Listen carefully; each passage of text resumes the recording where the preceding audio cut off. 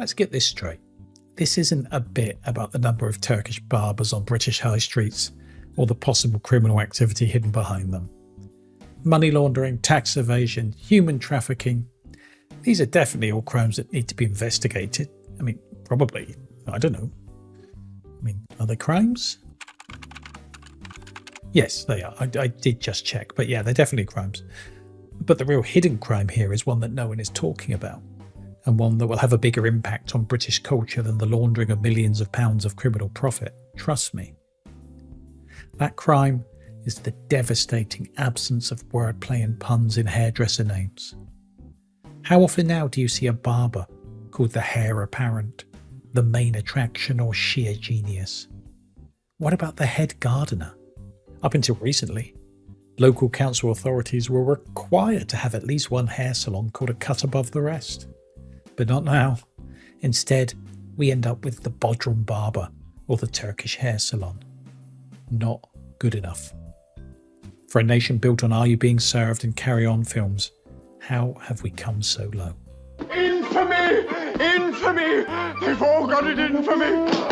So, maybe the high street is lost and we can't reverse this tide, but we can at least restore some sense of tradition by implementing some weak-ass follicular-based puns into our new barber overlord signage. So please, if you're planning to set up a Turkish Barbers, listen to this. No, I know you have a lot to think about. How big should the cash-only sign be? How much money can we reasonably add to the till at the end of the day without HMRC laughing out loud? Where exactly will your barber sit and play Candy Crush on his phone? All big decisions. But please take a moment to think about the name.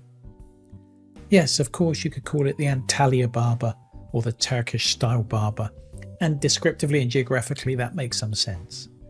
But with even the smallest intellectual investment, it could be something so much better than that. It could be Die Hard, Hair to Stay, even Headmasters. If you really put some time and thought into it, you could find yourself in the pantheon of the barber pun, with the likes of Get Your Locks Off, Sheer Lock Home, Comb One, Comb All, Curl Up and Die, Julius Scissor, or my personal favourite, Clippity Doo-Dah. Not only will you be successfully evading taxes, but you will also provide mild amusement for anyone passing by. It's a win for everyone. You might be worried that these names are not really appropriate for your salons and are more for white middle-aged ladies called Leslie. Fair enough. Well, you could really lean into the whole Turkish thing with your puns as well. It would take a bit more thought, but trust me, it's worth it. Start with something obvious and small, like, I don't know, must have a haircut. Okay, not my best work, but we can use that as a springboard. Ali Barber, perhaps.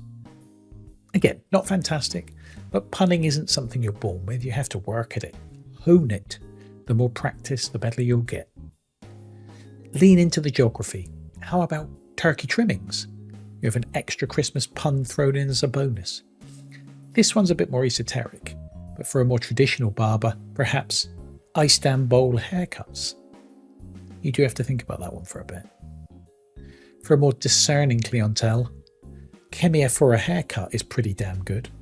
In case you're wondering, Kemir is a city in Turkey, and yes, I did have to look that up. All I'm saying is you do have options. All I'm asking is that you give it some thought, as much as you do to the ornate wood panelling inside your salon. And I implore anyone out there who can come up with even better puns for them to use, please do share those in the comments.